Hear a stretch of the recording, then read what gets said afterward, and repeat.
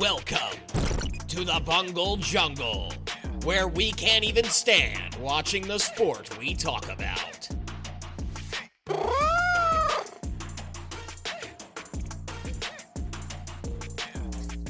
Hello, everybody, and welcome back to the Coldiron Gridiron. I'm your host, Zach Coldiron.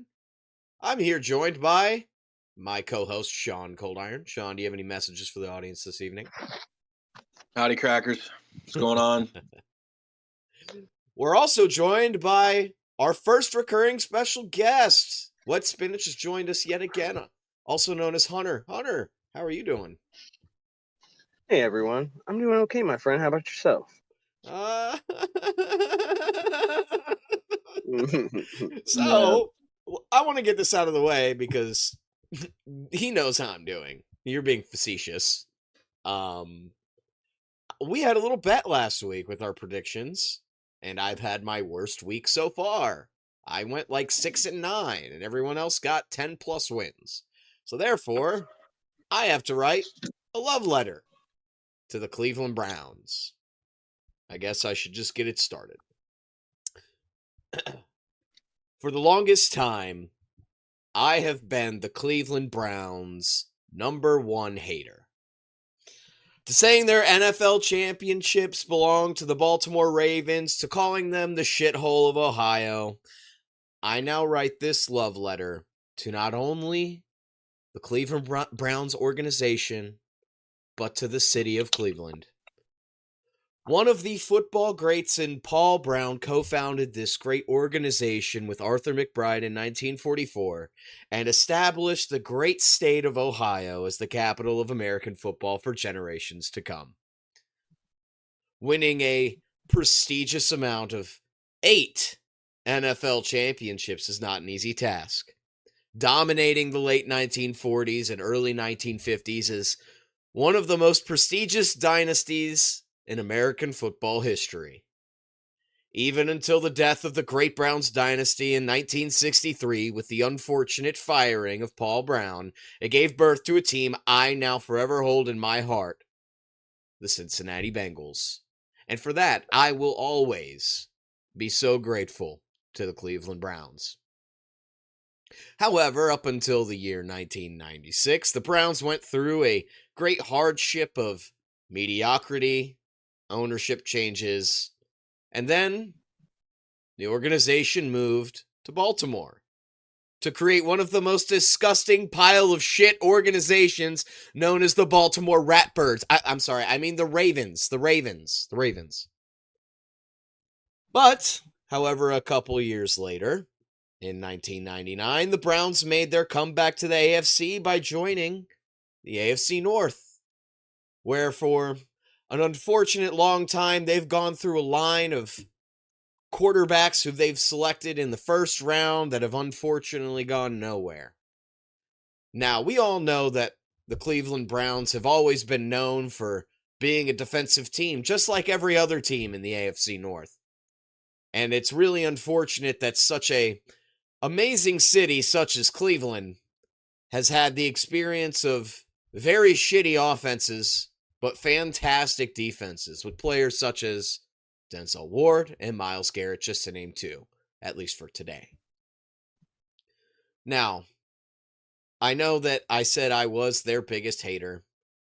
However, in conclusion, I am so grateful to this team for providing the birth of my favorite team and making Ohio the most prestigious football state in the beautiful United States of America. No, it's not Texas. No, it's not Florida. It's fucking Ohio. And to close this off, this beautiful love letter to you, Deshaun Watson. I'm sorry for every bad thing that I've ever said about you, and I hope that you don't use your real name when checking into massage parlors to heal up that Achilles tendon. That's all I have for this evening. I think we can all agree that Cleveland is in Detroit. That was beautiful, Zach. Thank you. Yeah, Cleveland is in Detroit, guys. Totally, 100%. All right, can I be a Cleveland hater again? Can I flip the switch?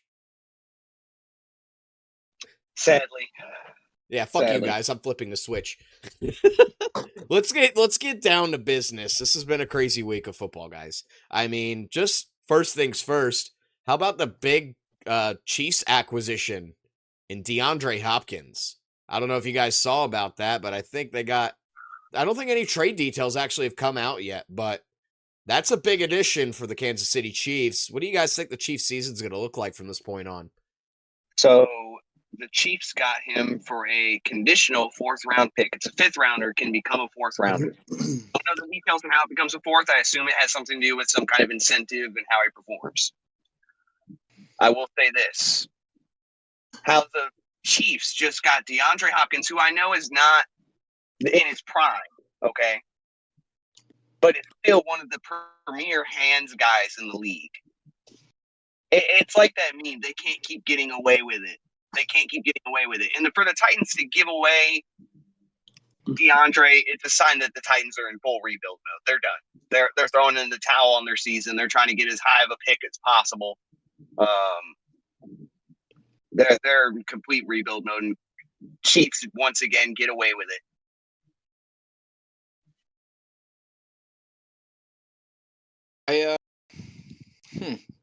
I think this is obviously a big win for Kansas City. I mean, DeAndre has had, he's been, tossed around like a whore the last couple of years, Arizona, Tennessee. Obviously, those two teams don't have prestigious quarterbacks. But we did see what he did with Houston and Deshaun Watson when Watson was also in his prime. Obviously, as we can see now, Mahomes, I guess, is in his prime. I know he's not playing the greatest this year, but I mean, he was producing in Houston. I mean, he had 1, 2, 3, 4, 5, 6 seasons with Houston over 1,000 receiving yards, multiple touchdowns. So obviously, DeAndre Hopkins in the back in a good seat with a good quarterback, and I think this is a big win for Kansas City. Is it going to fix the problems, with Patrick Mahomes? I mean, 6 touchdowns, 8 interceptions so far this year, if I'm not mistaken. He's got some work to do, and obviously, I think D-Hop is, going to step in, do his job, and do a fantastic job. However, looking ahead, at the Chiefs' schedule, I mean, they got an injured Bucs team that should be an easy win. They got a divisional opponent this week against the Raiders. I mean, their schedule is so easy. I mean, could they go on a big win streak here, and maybe just remain undefeated? Who knows? But I think this was a big win for Kansas City, and obviously, Hunter, you were right. You hit the nail on the head. This is a rebuild mode for Tennessee. They got some work to do. Yeah, I do think that Tennessee 100% is in this like rebuild mode. I think bringing in Brian Callahan maybe was probably a great idea for Tennessee to do something like this. I mean, this is a prime opportunity where you get a new head coach with a great offensive mindset who gets you a new fucking quarterback. Because my fucking God, Will Levis is the biggest piece of fucking dog shit. Listen, the dude likes mayonnaise. His quarterback play is like if you take a bottle of fucking mayonnaise, squeeze it on the fucking asphalt, and let it sit there for 5 fucking days. He stinks that fucking bad, okay? He's literally one of the worst fucking quarterbacks in the fucking league right now. And I think that them picking up a great quarterback, maybe in Quinn Ewers, or maybe in Shedeur Sanders in the draft, might bring them a little bit of benefits. Especially when they have actually a good wide receiver room. And the Chiefs winning this trade, is it going to change Pat Mahomes' season? Man, I don't think so. I truthfully don't think so. I think that Pat Mahomes, that conversation needs to be had about him right now. 6 touchdowns and 8 interceptions out of someone who's supposed to be the greatest quarterback, arguably already, of all time, is atrocious and should take him out of GOAT contention. But I digress. Especially 6 weeks in. I mean, obviously they're still a dynasty team. They run the league. I mean, if Patrick Mahomes really can't step it up these first 2 weeks with, DeAndre Hopkins against the Raiders and the Bucs, like, 2 honestly mediocre teams. I'm not saying the Bucs are mediocre, but without Chris Godwin and Mike Evans, yeah, they're pretty mediocre. I mean, look at the production of their other wide receivers. They're not getting as many looks as those 2 guys there. It's unfortunate to see Chris Godwin go down. Obviously, as I think we all know, that was a season-ending injury, and he's on his last year with his contract with Tampa Bay. So we'll see. Unfortunately, we're going to see Chris Godwin in a different uniform next year. Yeah, and I want to bring up a point real quick. I just got an ESPN alert notification that Ravens Roquan Smith won't comment on whether he's been fined for that season-ending injury on Chris Godwin. Roquan Smith, I just want to bring this up, is the dirtiest fucking player in the NFL. If you guys thought Vontez Burfict was fucking dirty, Roquan Smith is a whole fucking another fucking beast. Yeah, tag him in this. He's a fucking piece of shit. I'm sorry. You know who's to blame? Just because we seem to be transitioning this topic, so I won't go back to the Titans Chiefs stuff. Transitioning to this injury, this is an all-time gaffe on the Bucs coaching staff. I know Roquan Smith. I didn't get to see the play yet. All I know is, how is Chris Godwin still in the game with less than a minute to go, and you're down 2 scores? You cannot win. It's a 0.01% chance you win. You cannot win in the long term a Super Bowl if your number ones are out there getting injured. Basic football math. And when you're losing and you're losing bad, or it's the end of the game and you're losing, you can't come back. Get the second stringers in there. Get the third squad or the third stringers in there. Get anybody else out there. Get them some reps. Keep your starters healthy. All time bad decision by Bucs coaching staff. I don't know if it was an oversight. I don't know if they genuinely believe they could have come back, which they would be ignorant to believe so at that point, with the way the Ravens were playing and with the time that was already left on the clock, how little there was. Complete terrible decision by the Bucs coaching staff. Chris Godwin, I feel bad for the guy. He's having a great season. Feel bad for Baker. He was having a great season. This is going to affect him. Now the Bucs, the third string, fourth string wide receivers are going to have to step up big time because everybody's moving up in the depth chart. Everybody's moving up. The Bucs are already at this point without Chris Godwin. They're limited on weapons. Let alone that Mike Evans is also injured. Okay, Mike Evans is injured. It's not serious, but for both of them to be injured, you're completely out of weapons. What you're gonna give the ball to Rashad White? You're gonna give the ball to Otten every play? It's not gonna work out. You have to work with what you have, and what you have right now is not a lot after those injuries. The Bucs may have just took a nosedive. It really may have, because their defense wasn't winning them that many games. Clearly not, because the Ravens were winning by 10 in a game where you scored 31. So your defense is giving up that many points. You should win if you're scoring 31. So for me, and I'm going to say this, and I said it last year at points and wasn't on a podcast or anything. I don't believe in the Bucs coaching staff. They're great. They're doing good with what they have. They have a great GM. They have a great group of players. But the head coach they have is not a guy you can win a Super Bowl with. He's a guy who you can contend with. You can contend, but you'll never win the big game because he's not going to do anything unique. He doesn't bring anything to the table other than he's a good defensive mind. Yeah. You know who else? Mind? Steve Spagnuolo in Kansas City. He's a great defensive mind, and they're winning Super Bowls with him as the defensive coordinator. He's not the coach. It wouldn't work. Sorry. And looking at the Bucs depth, I mean, not only is Chris Godwin and Mike Evans hurt, I mean, they have Cameron Johnson, Raheem Jarrett, both on the IR. They only have 3 active wide receivers right now as we speak. Trey Palmer, Jalen McMillan, Ryan Miller, and Sterling Shepard. So I correct myself. That's 4 active receivers they have. So they're really going to have to rely on, Rashad White and Sean Tucker. And, with the injury of Bucky Irving, I mean, they're really going to have to, give that man a perk 30 and hope for the best. They really will. And it's a really unfortunate thing that Todd Bowles kept his starters in the game. I wouldn't have even had Baker Mayfield out there playing, let alone Chris Godwin or Mike Evans, even though Mike Evans, unfortunately, didn't make it to the fourth quarter. Hunter's absolutely right. You're not putting your starters in that situation. Yeah, you recover an onside kick in the fourth quarter with 9 minutes left on the clock, right? But is lightning really gonna fucking strike twice? It rarely ever does, let's be honest. And you would have to do it a third time because you're down by 10 in the fourth quarter.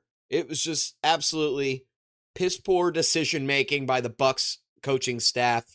And I really hate to see Chris Godwin out for the season, not just because I have him on or had him on my fantasy team, but because I really respect his play as a player, that he is the second, as I speak, the second highest in receiving yards, only down a couple 10-ish yards from Jamar Chase to be arguably the best receiver in the league.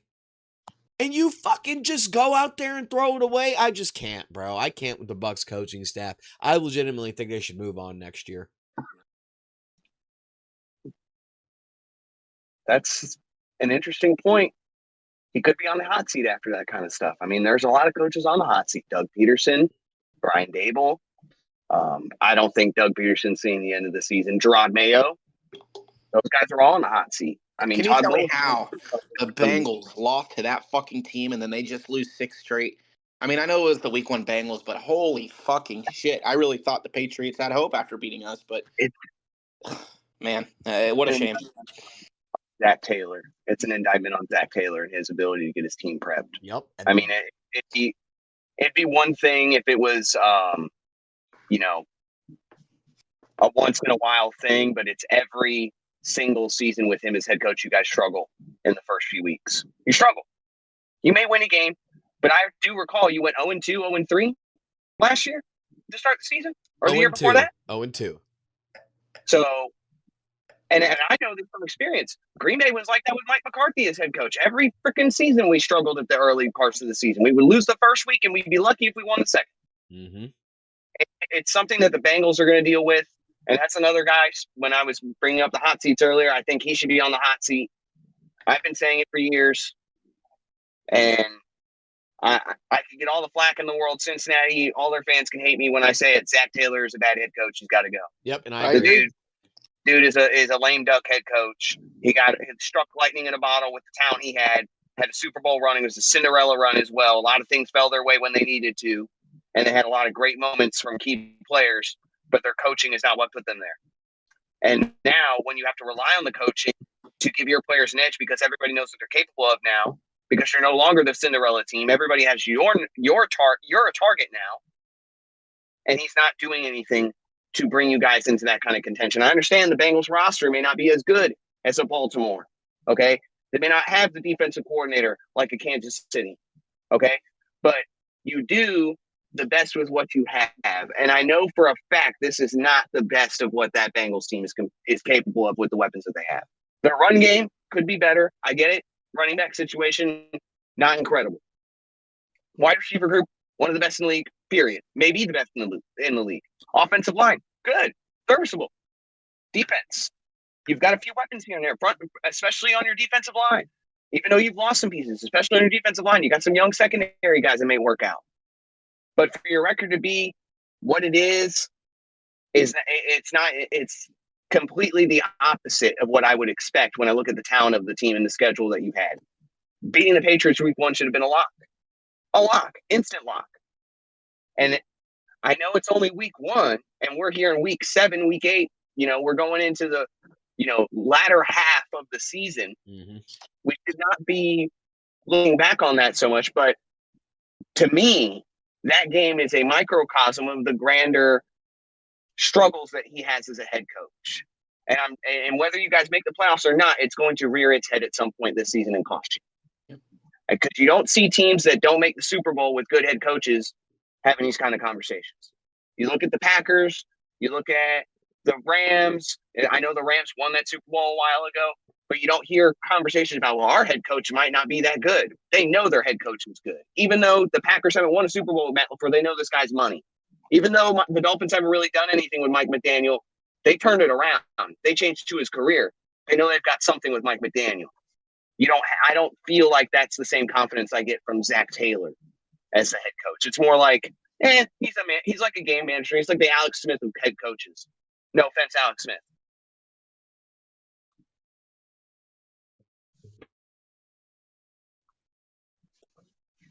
I'm already sick of talking about Zach Taylor. I just transition, brother. Yeah, I think it's time to change topics, bro, because I could talk about how fucking bad he is of a coach for an hour. No, 2. No, 8. I could just go on all fucking day. You know what? We took a bit last time. We're halfway through. Let's run this shit back, boys. You know, last week we had a little bit of a punishment game in which the loser had to do a love letter. Let's keep that same motherfucking energy. Let's do our picks, and then we can transition to some other topics to close out the podcast. I have another game for us to play. I think you guys will. I have a couple games we can play. I think you guys will enjoy it. Let's start with the interconference matchups, and then we can transition to the NFC, then the AFC.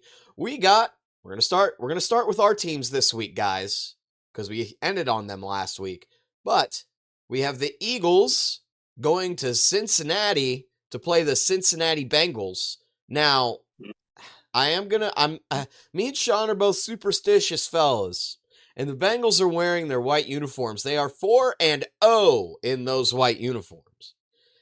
They do look nice. The Bengals, even though offensively, for the last 2 weeks, they have not looked their best, the Bengals defensively is finally picked up. And I think it may be the answer against Jalen Hurts, A.J. Brown, and the rest of the skill players in Philadelphia. I think the Bengals are going to come out on top this week in a game that's extremely close. I think this is going to be a high-scoring game because I think Joe Burrow and Jalen Hurts are going to each throw for 300 fucking yards. Give me the Bengals. 35-32. I'm also going to pick the Bengals here. Reason being, obviously 3-1 in the last 4 games. Like you said, Zach, defense is really, stepping up, showing out. Offense is kind of looking a little shaky, but I think this is a game where, especially a home game where we have yet to win this year. This is a scenario where I think the Bengals could bounce back, and I don't think it's going to be a high-scoring affair. I think it's going to be another low-scoring game. I think we're going to see a lot of production from Chase Brown this week. Let me get the Bengals 31, Eagles 17. Whoa! I think it's going to be a blowout. The way Jalen Hurts just played last week, he was 10 for 14, barely had 150 passing yards. The question is, can they shut down Saquon Barkley? I think we can shut down the pass game because Jalen Hurts isn't the quarterback that he used to be 2 years ago. But can we stop Saquon Barkley? That's the question. I mean, you saw what Derrick Henry did to the Bengals, ran all over us, especially at the end of that game in overtime. Can we shut down Saquon is the question, and that'll be the key to the game.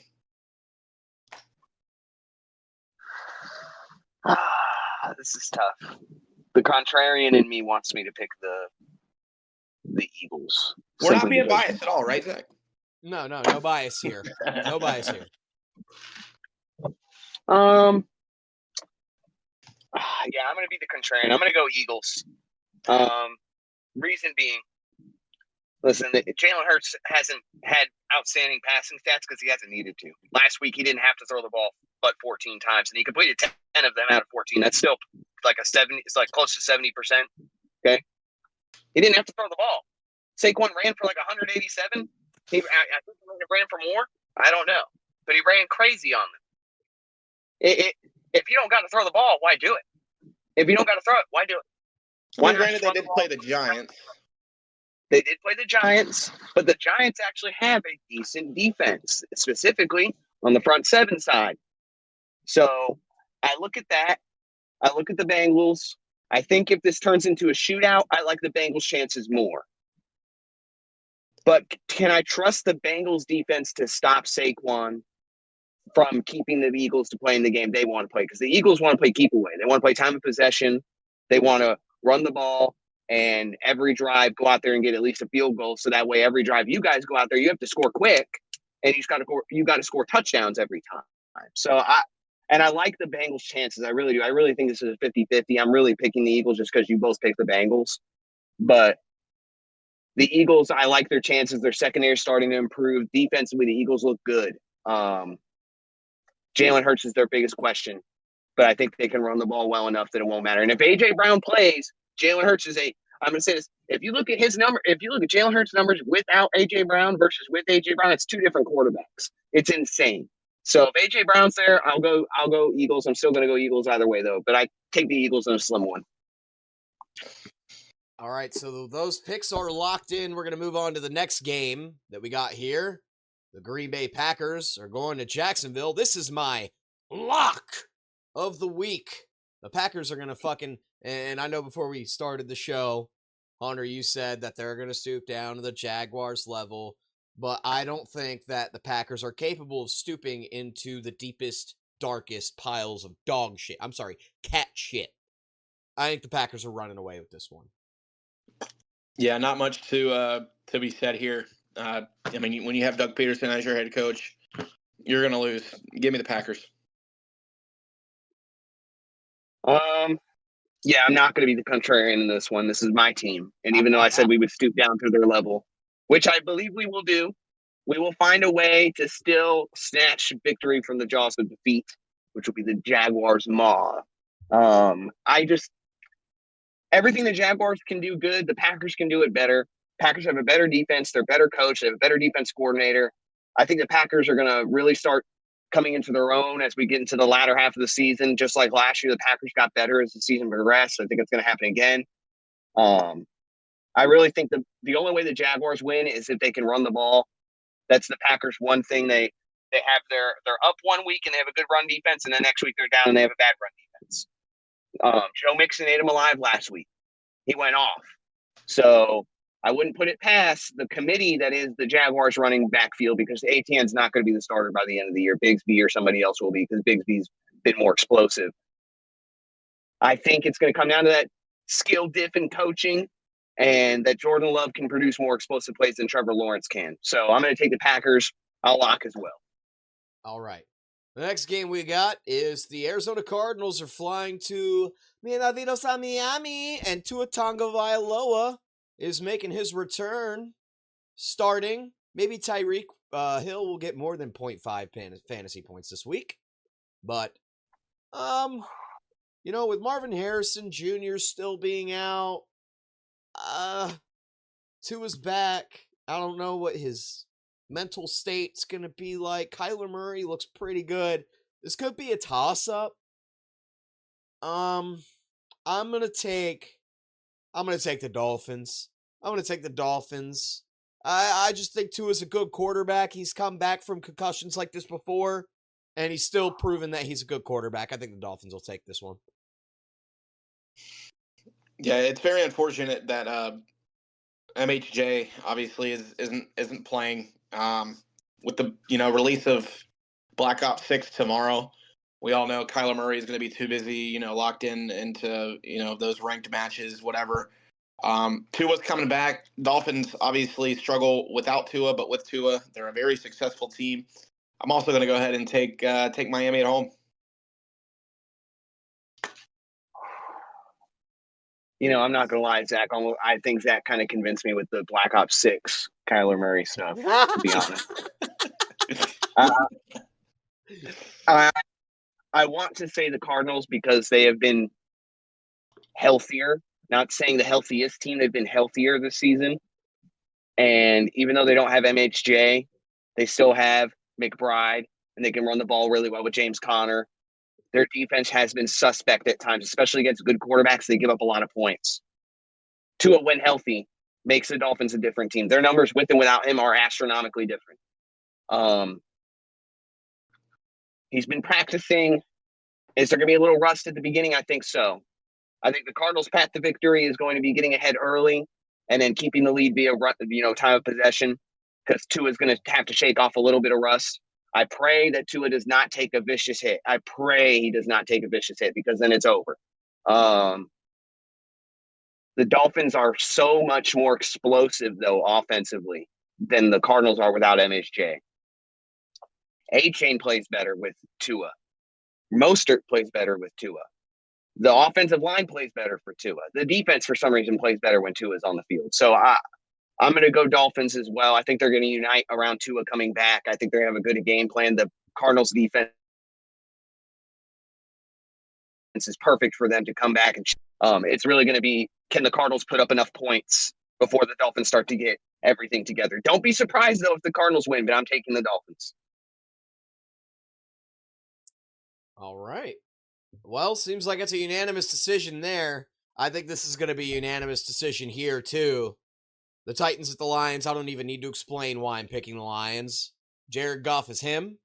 Amon-Ra St. Brown is him. And even though J-Mo is on some Viagra and suspended for 2 games, I still think they'll get it done.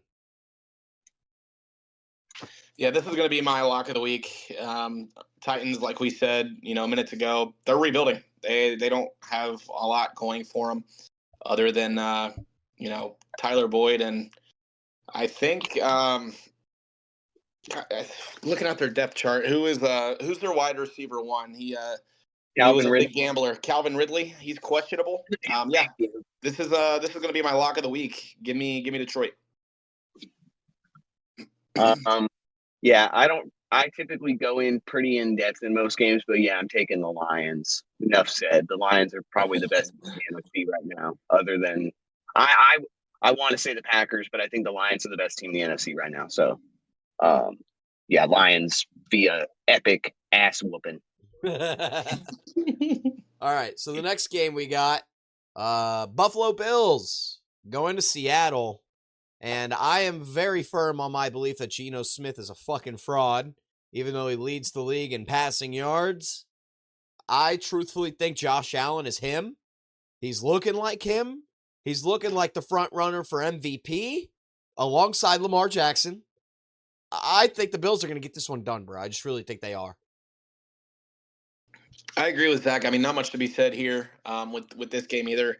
A lot of, one-sided games. I mean, probably might be a shock with, these last 3 games with Arizona, Miami, Titans, Lions, and even this one with Buffalo and Seattle. It is going to be a challenge. Playing in Seattle, they do get loud. Those fans get rowdy.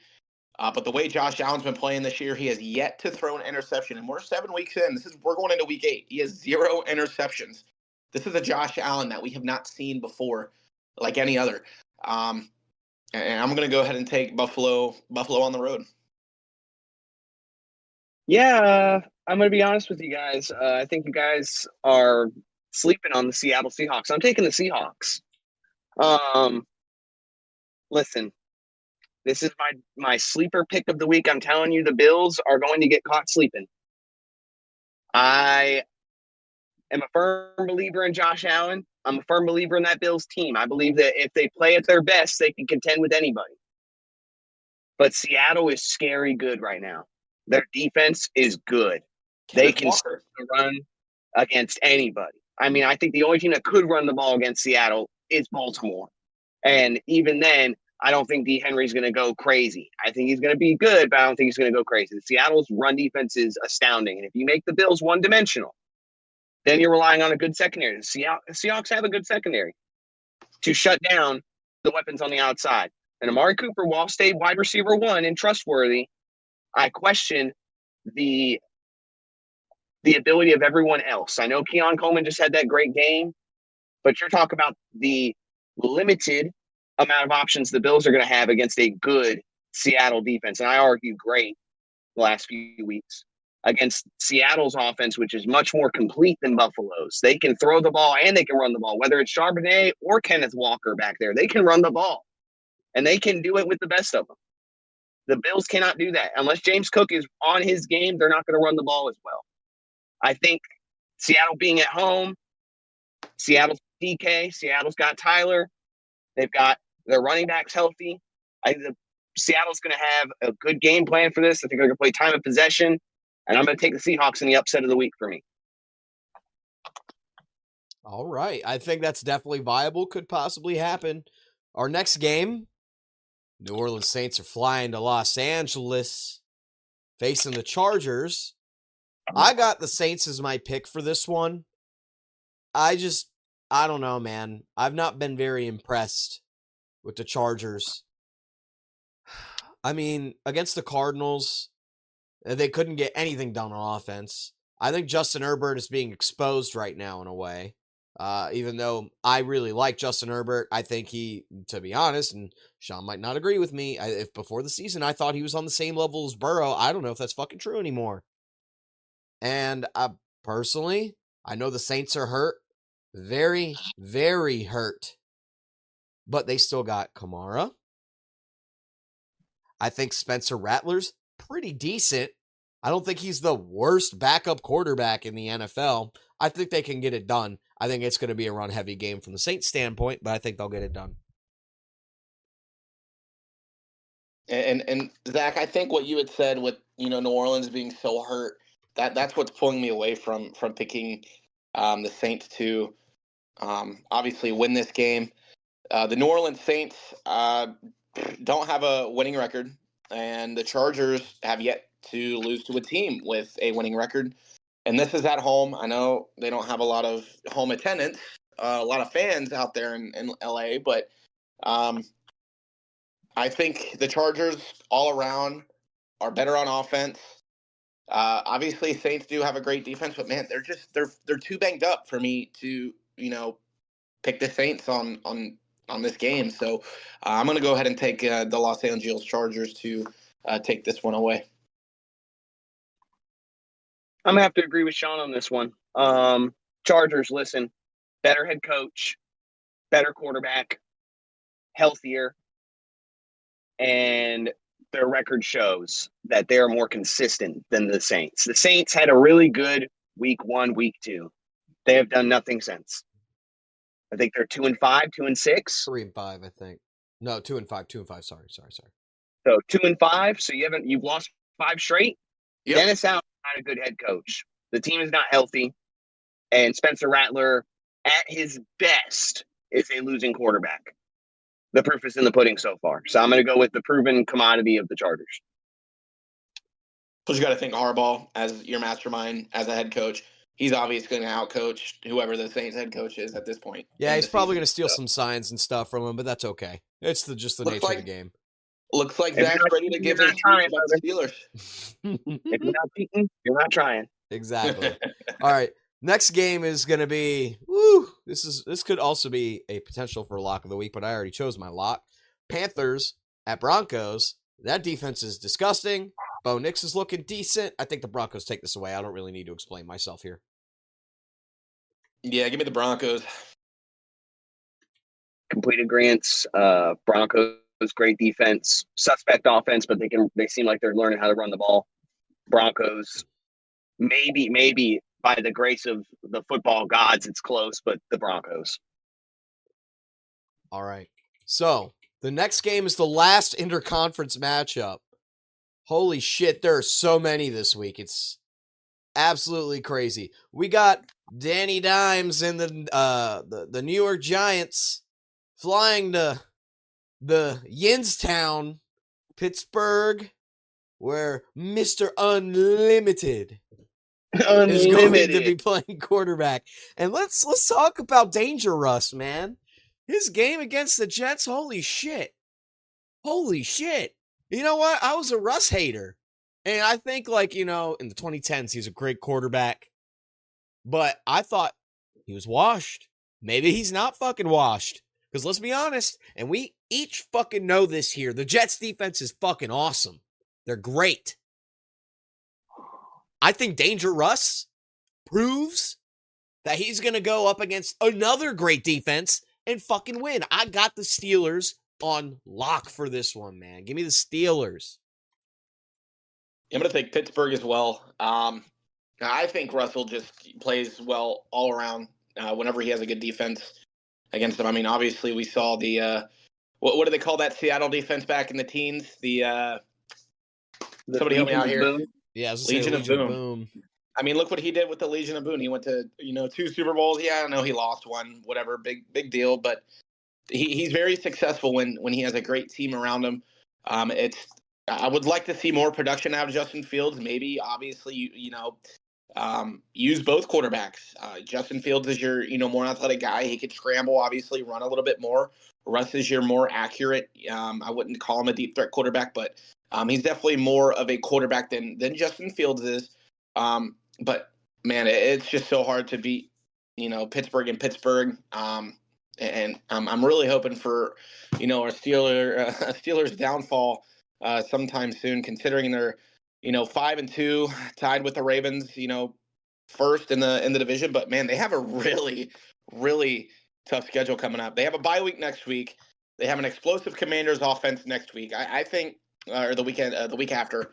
I think that's going to be a tough game. Then their next 4 games are against the AFC North opponents. You got the Browns twice, the Bengals, and the Ravens. So I'm hoping, down the line, the Steelers could, shake them, lose a couple games here and there, shake some things around with the quarterback situation. But yeah, this is a no-brainer. Give me the Steelers. All right, so give me one more time for Mr. Unlimited. Mr. Unlimited. Unlimited diarrhea. I'm taking the Steelers. Listen, okay? The Giants, I picked you last week. You let me down. I looked like a fool in front of everybody because I picked the Giants to beat the Eagles. What was I thinking? So that was my bad beat of last week. Won't happen again this week. If the Steelers somehow lose, I'm never picking a Giants game again. I'm taking the Steelers and Mr. Unlimited. Steelers country. Let's ride.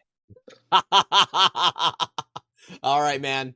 Well, that's all the interconference matchups. We got 4 AFC, 4 NFC games. Let's talk about the NFC first. We got tonight's Thursday night prime time football game. The Minnesota Vikings, who are not undefeated anymore, I don't believe, are going to Los Angeles to play the Rams. Puki Nacua is elevated off the IR and ready to play, even though he hasn't practiced all week. A little sus, but I think this goes without saying, man. No matter who's playing for the Rams, I think the Vikings take this one and walk away with it. I'm also going to go ahead and take Minnesota, and this is where my favorite segment comes into play, Sean's selections. This might be the last one for quite some time. Had some very unfortunate life events happen this past couple weeks, but some people can go fuck themselves, whatever. Got quite the leg here. It's for a stretch. I'm desperate. I'm a degenerate. And actually, hold on. Last week was our first Sean selection win. We had Bucks Ravens over 47. Mike Evans and Derrick Henry anytime touchdown. Fortunate to see Mike Evans go down, but it was great to see him get that early touchdown in the first quarter. Hope you guys were able to follow that bet. But this week, again, we're looking desperate. We got Aaron Jones anytime touchdown along with Jordan Addison. We were talking before the podcast here. Justin Jefferson's going to be on lockdown. Sean McVay's a great head coach. He's probably going to double coverage Jay Jettas pretty much the entire game. With the return of Cooper Kupp, I think he's going to see a lot of targets tonight.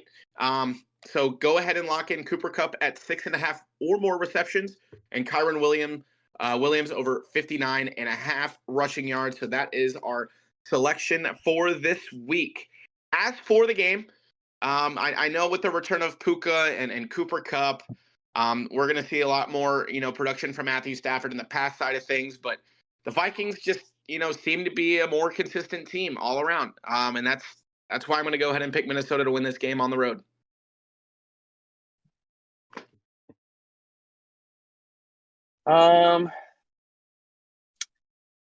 This is a tough one for me because I think the Sam Darnold experiment is going to rear its ugly head at some point. I think the real Sam Darnold is going to stand up at some point.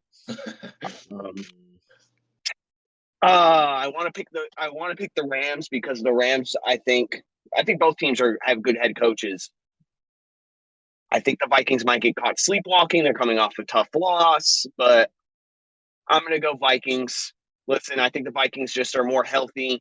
They've been more consistent all season long.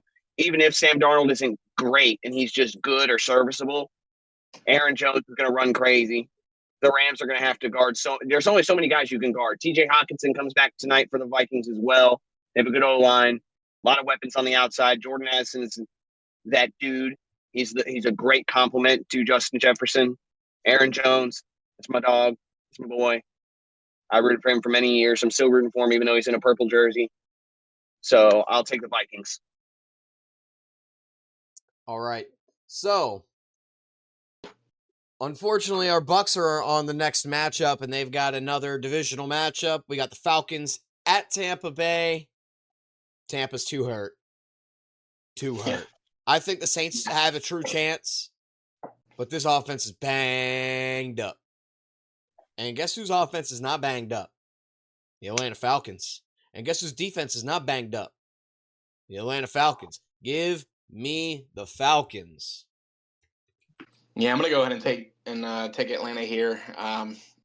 Obviously, it's hard to beat the same team twice, but when you don't have your 2-star wide receivers, it's gonna be tough to pull off that win. Obviously, we know Baker's numbers aren't where they're supposed to be when Evans and Godwin are out on the field, but yeah, this is unfortunately going to be a tough week for Buccaneers fans. Give me Atlanta. I'm with you guys. Bucks aren't healthy enough. I think Atlanta's got a better situation going on right now. Drake London's proving to be the wide receiver he was when they drafted him. Bijan's that dude. Kirk Cousins, Baker Mayfield. I mean, it's a toss-up. I mean, probably Baker's better this season, but Falcons are just healthier across the board. I'm taking the Falcons. All right. Unanimous pick for the Falcons. We got 2 2024 first-round quarterbacks going up against each other. The Chicago Bears going to Washington to play the Redskins. And give me the Redskins. I love me some Jaden Daniels. He is objectively top 3 quarterback in the league right now. From a QBR standpoint, from a yard standpoint, he is one of the best in the league. I think the Redskins are going to get it done. Yeah, and not only from a QBR standpoint, I mean, look at his completion percentage. It's like over 80%, 75%. right? It's still this high, just about halfway through the year, is mighty impressive. I am very excited to see this matchup between two rookie quarterbacks. Obviously, we saw a little bit of struggle from Caleb Williams the first 2 weeks this season. Starting to find his rhythm. If he can play the way he did in London, last week and transition it over to the States, it's going to be a close game. But, man, Jaden Daniels looks too good. Bijan Robinson and Austin Eckler in the backfield is going to be a tough feat for that defense for Chicago. So, unfortunately, I think the Bears are going to fall for this one. Give me the Redskins. Oh, hold on. Hold on. Jaden Daniels was hurt last week with a injury. He was out Marcus of Mariota practice played today, most of that game. but Marcus Mariota still looked good. I'm still going to choose the Redskins. I'm still going to choose the Redskins, bro. Yeah, I think they said his injury was day to day, if I'm not mistaken. He didn't practice today, unfortunately. I don't know if he's going to be limited through walkthroughs, so we're looking like more towards Marcus Mariota start. But, I mean, we saw what he did against a trash defense last week. Obviously, the Bears, I mean, I'm not saying the defense is trash. It's not great. I would say it's above average a little bit, but, I mean, just Mariota as your quarterback, yeah, I'm still taking the Redskins. Hunter? God, I hate this team so much. I hate them. I cannot describe to you how much I hate them. You could combine my hate for the Lions and the Vikings, and I hate them. And it would not even be a half of a fraction of how much I hate the Bears. That being said, I'm not biased because the Redskins would be my second. They would be my team if the Packers were my team. My dad, Redskins fan, all my life growing up rooting for them with him. If Jaden Daniels plays, I really think the Commanders, the Redskins, will win. I think they have a really good chance, but I don't think he's going to play. I'm going to stick with the thought that Marcus Mariota is going to start. I think the Redskins are going to play it safe, think long-term, protect this guy. We got a whole future with him. We don't got to worry about winning the Super Bowl right now. This one game's not going to change anything.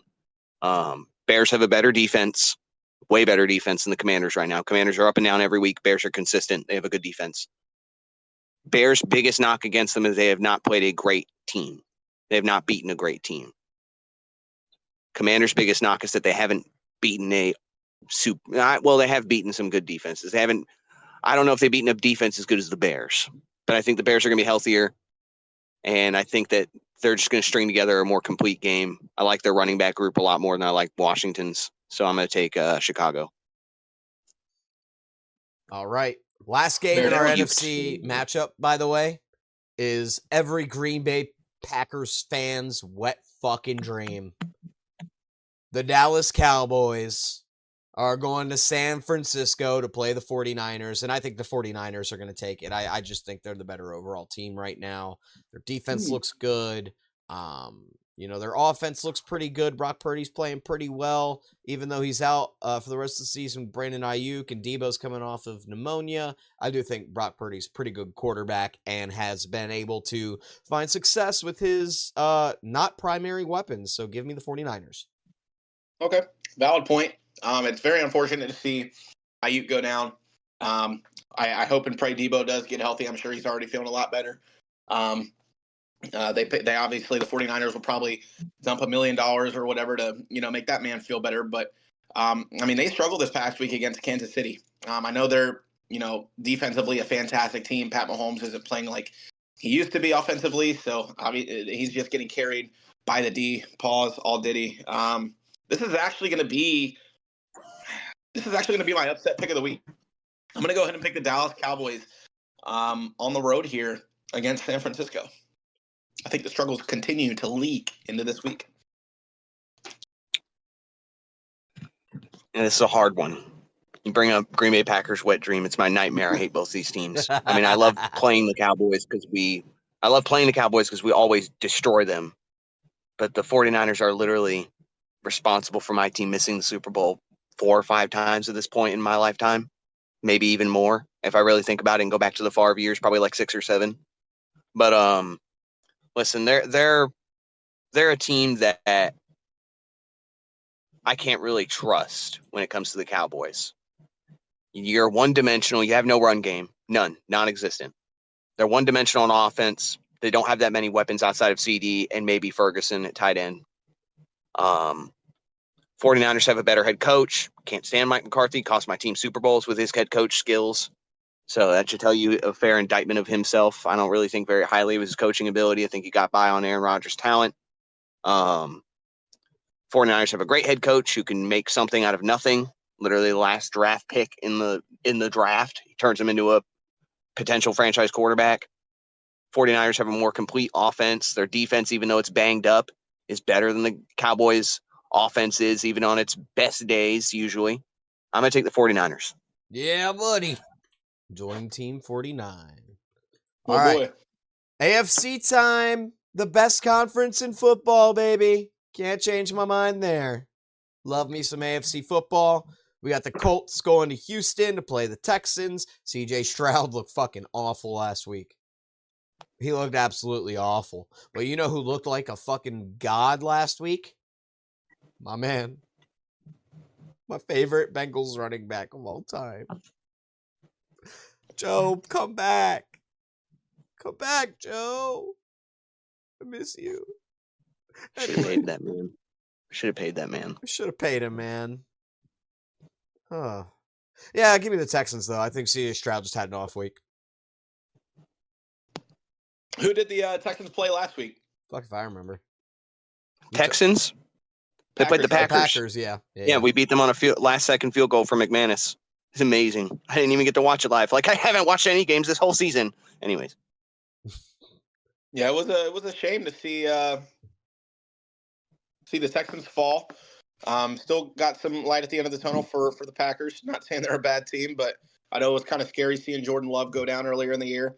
I know, Hunter, you were kind of stressing about your playoff hopes, but I see that light for you and other Packers fans. It's going to be hard to beat that Colts team twice. They've already played them. They opened the season with them, but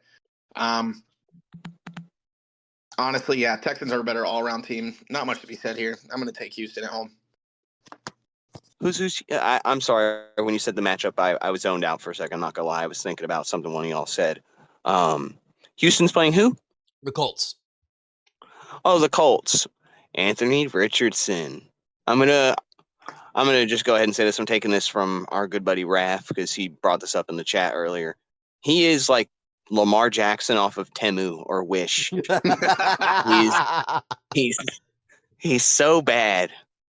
I don't know what happened, but he's so bad. So I credit Raph with that, by the way. Credit Raph with that. I did not come up with that, but it's a perfect analogy of who he's been this year. So, Yeah, I'm taking the superior Texans, even though it worries me because the Colts typically have everybody in the South's number.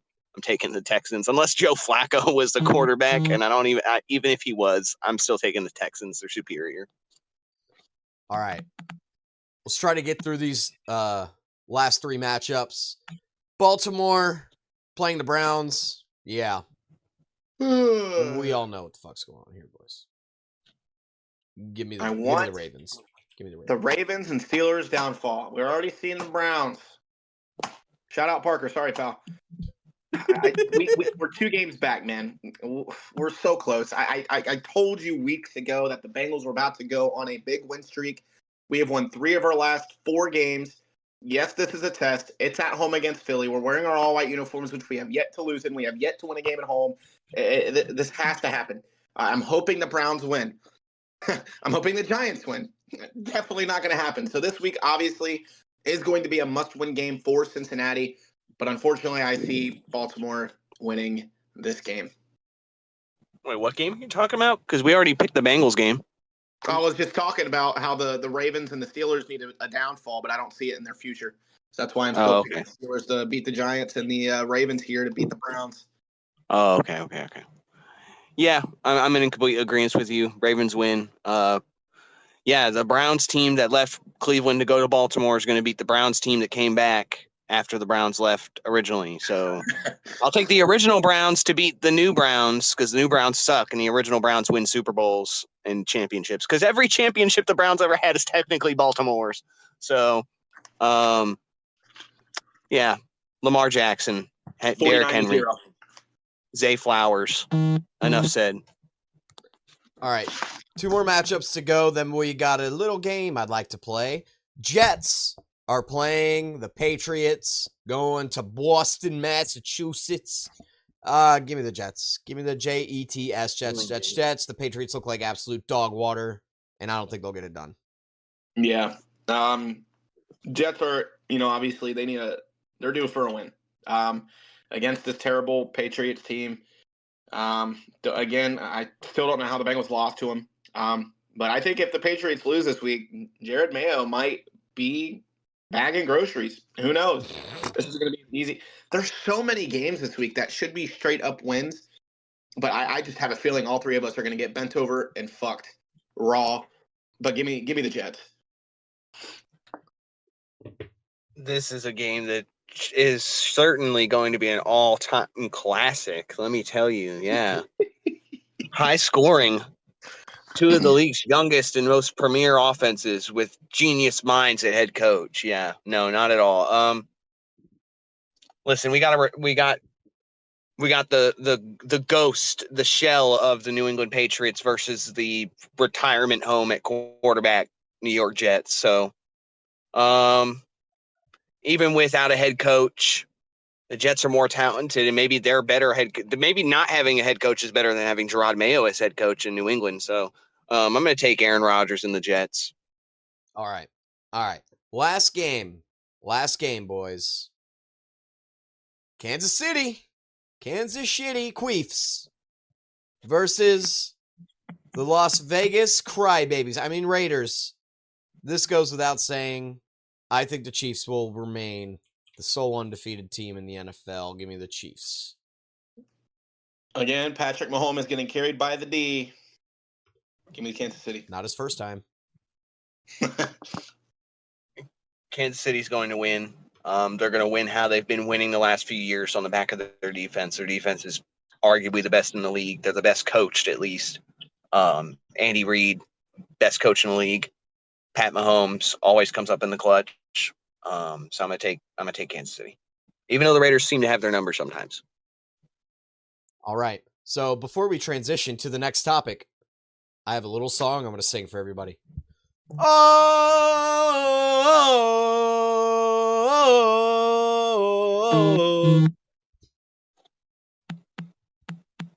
we love Mahomes. He's the best quarterback in the league. Psych. Anywho, all right, our final segment of the day, I'll be running a little fun little game. Have you guys heard of the game Start, Bench, Cut? That's what we're going to play today. And we're going to start with wide receivers. We're going to start with wide receiver 1s, and then we'll do wide receiver 2s. We're all three going to do this, so it gives me an opportunity to actually play the game with you guys. But you're going to start bench or cut. Jamar Chase, Justin Jefferson, or Amon-Ra St. Brown. Oh, wow. Yeah, I got to think on this one, Hunter. Go ahead, bro. Jamar Chase, Justin Jefferson, or Amon-Ra. I'm going to start. I'm going to start Jay Jettas. I'm going to bench Jamar. I'm going to cut Amon-Ra. I think I'm going to swap the start and bench. I want to start Chase. If we're talking like now, so far this year, Chase is being more productive. I would bench Justin Jefferson. God, fuck. I want to say cut Jefferson, but obviously historically over the last couple of years, he's been wide receiver 1 across the league. So yeah, go ahead, cut Amon-Ra, start Jamar Chase, and I'm going to go ahead and bench Justin Jefferson. All right, so we're all cutting Amon-Ra St. Brown. I'm also starting Chase because of the year he's having, and I'm going to be sitting Jay Jettis on the bench. I think those are both pretty valid things with those three. We're going to start with wide receiver 2s. And no, I'm not just conveniently selecting Bengals because this wide receiver 2 is probably a wide receiver 1. You put him anywhere else. T. Higgins, Jalen Waddle, and Devontae Smith. Start, sit, cut. Who was the last one? Jalen Waddle, T. Higgins, Devontae Smith. All right. I'm going to start T. He's got a more physical set of attributes. Like he himself is a bigger guy. You can trust him in the red zone. I think he, like you said, he could be a 1 on a lot of other teams. Devontae Smith, a little undersized to be a 1. And then Jalen Waddle, he's really good. Don't get me wrong. I'm going to go start T. Higgins, bench Jalen, and then cut Devontae. Even though all three are really, really good, don't get me wrong. And the numbers may say the other two are better. I just like T's build as a receiver more. And they're all great wide receiver 2s. I am going to say that. This might even be like top 3 wide receiver 2 across the league. This is a tough one. Obviously, I want to start T. I think athletically he performs a lot better than Devontae and Jalen here. I'm just torn between who do I cut. I'm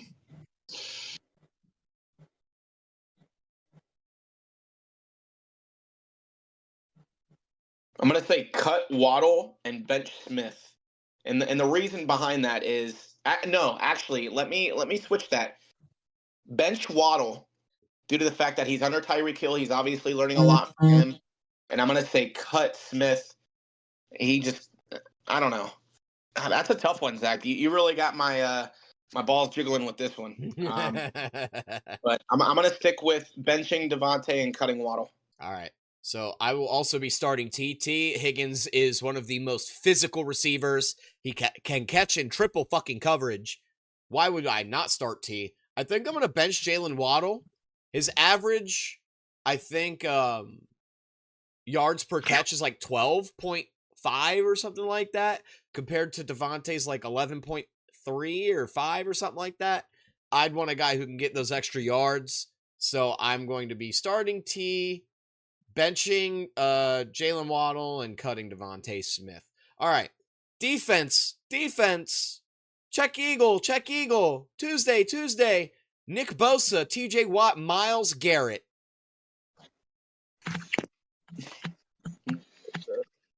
Start TJ, bench Myles. No, cut Myles, bench Bosa. Myles is old. Bosa's still in his prime. TJ's the best. Yeah, no, honest, TJ's the best. There's no reason to bench or cut him in this situation. But is it Myles Garrett 2 or 3-time Defensive Player of the Year? Granted, I know we're talking. I'm trying to stay, on stats for this year, but Man, I'm going to say bench Myles Garrett and cut Nick Bosa. It's going to be a crazy take. I'm gonna do start TJ, bench Bosa, and then obviously cut Myles Garrett. All right. Yeah, both of y'all cutting Myles Garrett out of this. I mean, is it just is it the fact that he likes to assault people on the field or what? Maybe. No, that's a dog I right there. think Myles Garrett's a very classy individual. Has nothing to do with him defending Deshaun Watson. All right. We're gonna go to the safety position now. Start, cut, bench. Antoine Winfield Jr., Kyle Hamilton, or Jesse Bates.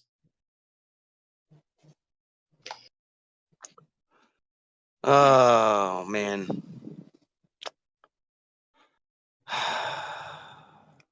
This is tough. I already know who I'm cutting. You want me to go ahead? Yeah, go ahead. I'm cutting Winfield. He's getting too old.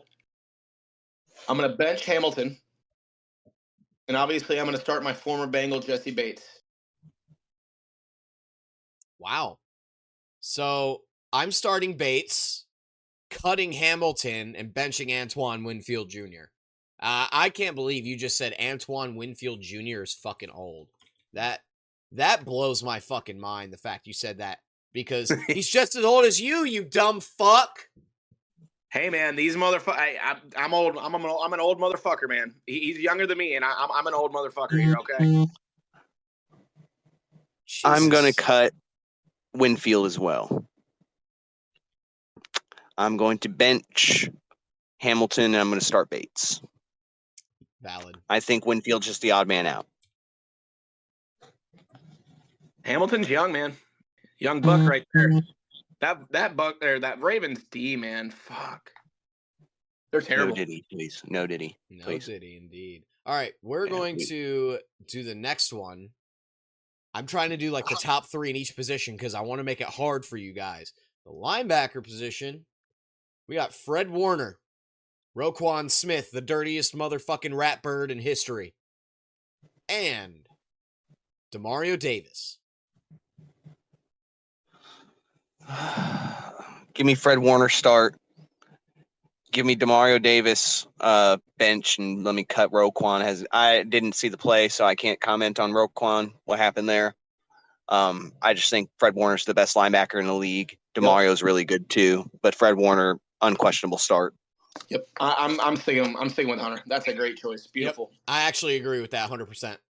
All right, this next one, it might actually be really fucking hard. I'm not even gonna fucking lie. I'm hard. Chris Jones, Sexy Dexy, and Quinnen Williams. Start, bench, cut.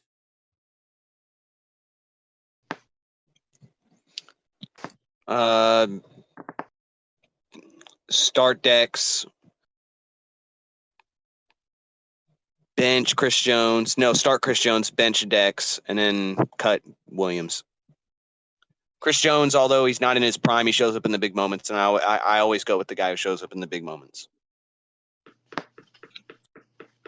I'm going to say cut Williams as well, but I'm going to switch the start and bench. I'm going to start Dexy, and I'm going to bench Chris Jones. I'm in agreement with Honor here. I think you start Chris Jones, sit Sexy Dexy, and then you cut Quinnen Williams. All right. This will be the second to last one. We'll have one more after this. Goodness gracious. George Kittle, Travis Kelce, Sam Laporta-Potty.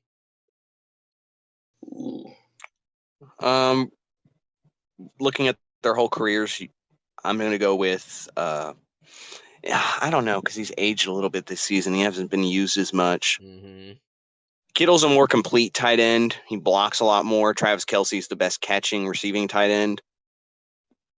Kittle could probably catch a lot more if they gave it to him more. They just seem to scheme him out of stuff, but I think he's going to get a lot more relevant, especially from a fantasy perspective in the next few weeks. So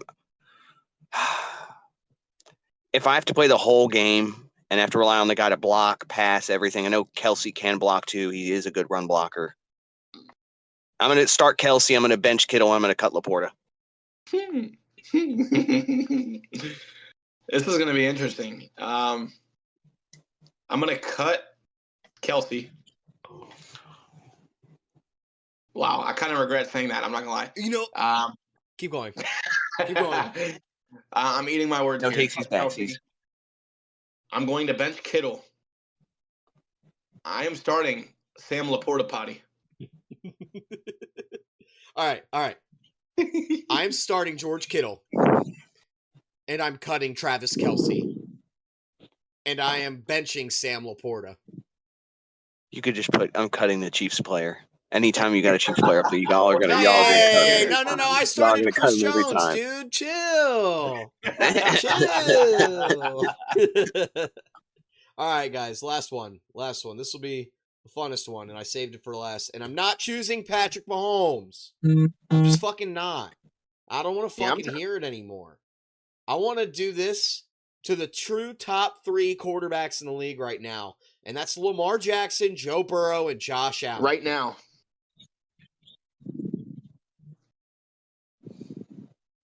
Where's Jared Goff? Yeah, he can go jerk off somewhere else. Yeah, we're the. If we're talking right now, though, Jared Goff is in the top 3, though. He's outplaying Josh Allen, I think. Oh fuck, I don't know. It's him and Lamar in the MVP race right now. It's really just him and Lamar. Wait for the Jared Goff fall off, guys. It's gonna be crazy. The Goff versus Lamar Bowl. But we'll go off with the 3 you gave, though. Allen, Burrow, Lamar. Start Lamar. Most versatile. Currently the best quarterback in the league. He's not only a great quarterback, but he's a great running back. He enables everything in your offense. He enables the passing game. He enables the running game. He makes up for a bad O-line because he can get out of the pocket. I think he can do more with less, and he has. He's gotten that Ravens team with terrible receiving cores very deep in the playoffs before.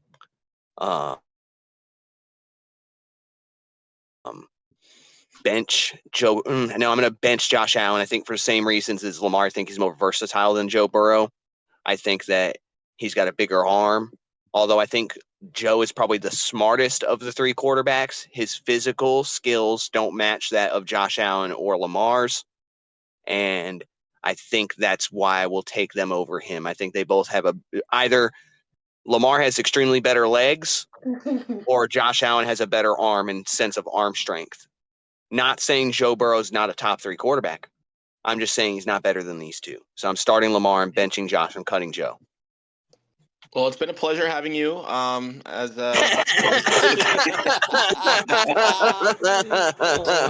God. God.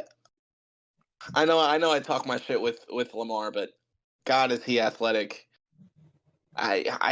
He's not successful in the playoffs, and from what we've seen, Josh Allen and Joe Burrow have become, very successful in that situation, especially against Kansas City. I know we've only seen that Lamar Jackson, Pat Mahomes matchup one time, but we've already seen multiple matchups between Pat Mahomes and Josh Allen and Joe Burrow. Clearly, we know who can get past Pat Mahomes, and that's why I'm going to go ahead and start Joe Burrow and bench Josh Allen, and I'm going to go ahead and cut Lamar Jackson. You're gonna pick those guys over Lamar just because of the Mahomes thing. Let me ask you this: how many Super Bowl rings do all 3 of them have? 0. Zero. How many MVPs do the other 2 have? Zero. Yeah. I can't believe MVPs, you. Regular season champ. 2 playoff Regular wins, season champ. 2 MVPs, 2 playoff wins, and without a Super Bowl first quarterback to ever do that, I think we're glazing Lamar a little too much here. Great guy, very athletic. Puts up Great running back.